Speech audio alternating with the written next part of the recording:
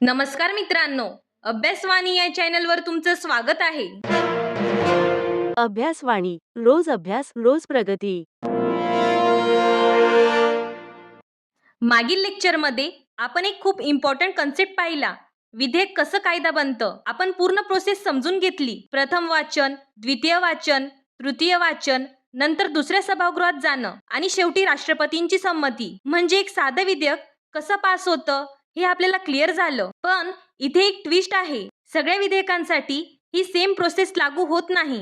काही विधेयकांसाठी special rules असतात आणि त्यातला सर्वात इम्पॉर्टंट प्रकार म्हणजे धन विधेयक म्हणजेच मनी बिल. आता एक साधा प्रश्न, सरकारचा पैसा म्हणजे टॅक्स, खर्च, कर्ज या सगळ्यांशी संबंधित निर्णय जर घ्यायचे असतील तर त्यासाठी खास प्रक्रिया असणार ना. म्हणूनच धन विधेयक हे वेगळं ठेवलं गेलं आहे. आजच्या लेक्चरमध्ये आपण 3 गोष्टी क्लिअर करणार आहोत. धन विधेयक म्हणजे नक्की काय, त्यात कोणते विषय येतात आणि सर्वात इम्पॉर्टंट म्हणजे ते पास कसं होतं. आणि हा टॉपिक इतका इम्पॉर्टंट आहे की एक्झाम मध्ये डायरेक्ट क्वेश्चन येतो. चला तर मग सुरुवात करूया. धन विधेयक म्हणजे नक्की काय. तर बघा, धन विधेयक हे कलम 110 मध्ये दिलं आहे. पण आता मेन प्रश्न येतो, नेमके कोणते विषय धन विधेयकात येतात. हे खूप इम्पॉर्टंट आहे कारण एक्झाम मध्ये डायरेक्ट विचारतात. तर चला आता एकदम सोप्या भाषेत समजून घेऊया. सर्वात पहिला, टॅक्स म्हणजे कर लावणे, कमी करणे, रद्द करणे किंवा बदल करणे,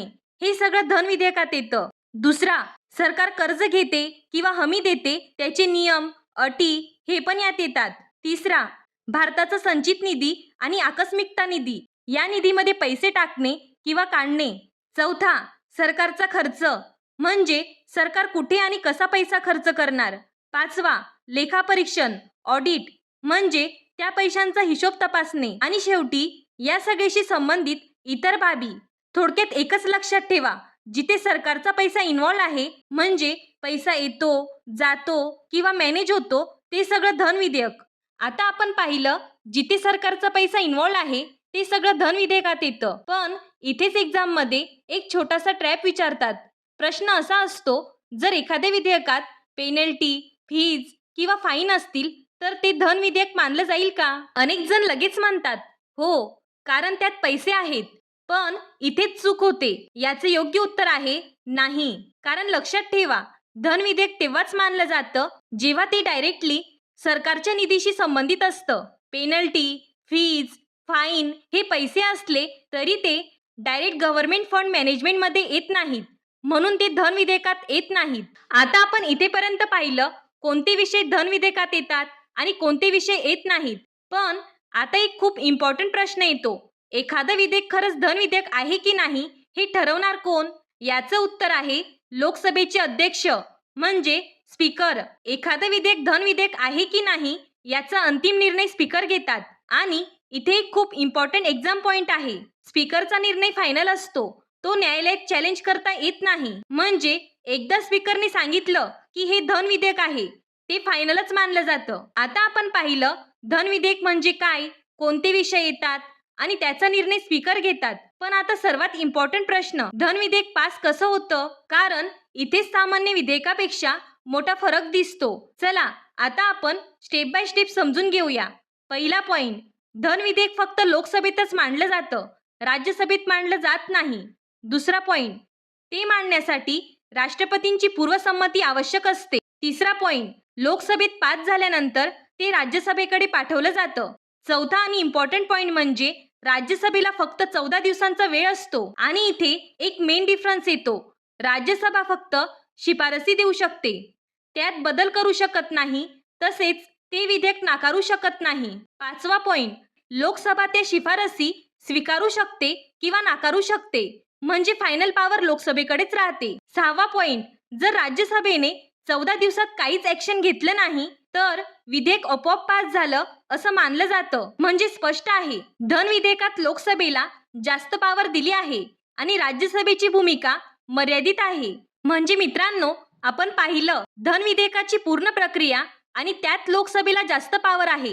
पण हे अजून सोप्या पद्धतीने समजून घेऊया. एक छोटे एक्झाम्पल बघू.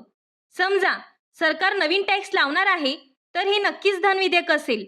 आता काय होईल, ते फक्त लोकसभेत मांडलं जाईल आणि लोकसभेतच पास होईल आणि नंतर ते राज्यसभेकडे जाईल. पण राज्यसभा काय करू शकते? फक्त सजेशन देऊ शकते. बदल करू शकत नाही किंवा रिजेक्ट करू शकत नाही. आणि फायनल डिसिजन कोणाचा? लोकसभेचा. म्हणून लक्षात ठेवा, जिथे सरकारचा पैसा इन्व्हॉल्ड आहे तिथे लोकसभा जास्त पॉवरफुल असते. म्हणजे आता आपल्याला पूर्ण कन्सेप्ट क्लिअर झाला. धन विधेयक म्हणजे काय, त्यात कोणते विषय येतात आणि ते पास कसं होतं. म्हणजे मित्रांनो, आपण कम्प्लीट कन्सेप्ट पाहिलं. एकदा पटकन रिवाइज करून घेऊया. पहिला पॉइंट, धन विधेयकाची व्याख्या कलम 110 मध्ये दिली आहे. दुसरा पॉइंट, जिथे सरकारचा पैसा इन्व्हॉल्ड आहे, टॅक्स, निधी, खर्च, ऑडिट, ते धन विधेयक. तिसरा, कोणतं विधेयक धन विधेयक आहे की नाही याचा निर्णय स्पीकर घेतात आणि त्यांचा निर्णय फायनल असतो. चौथा, धन विधेयक फक्त लोकसभेतच मांडलं जातं. पाचवा, हा पॉइंट लक्षात ठेवा, राज्यसभेला फक्त 14 दिवसांचा वेळ आणि ती फक्त शिफारसी देऊ शकते. सहावा पॉइंट, फायनल पॉवर लोकसभेकडेच असते. थोडक्यात बघा, money bill is equal to Lok Sabha strong plus Rajya Sabha limited. जर तुम्ही हे 5-6 पॉइंट्स लक्षात ठेवले तर या कन्सेप्टवरचा कोणताही क्वेश्चन तुम्ही इझिली सोडवू शकतात. पुढच्या लेक्चरमध्ये आपण फायनान्शियल बिल आणि मनी बिल मधला फरक पाहणार आहोत, कारण हा डिफरन्स एक्झाम मध्ये खूप वेळा विचारला जातो. तोपर्यंत हा टॉपिक एकदा रिवाइज करा. हा व्हिडिओ उपयुक्त वाटला असेल तर चॅनलला लाईक, शेअर आणि सबस्क्राईब करा. अभ्यासवाणी म्हणजे कन्सेप्ट बेस्ड लर्निंग. थँक्यू. अभ्यासवाणी रोज अभ्यास रोज प्रगती.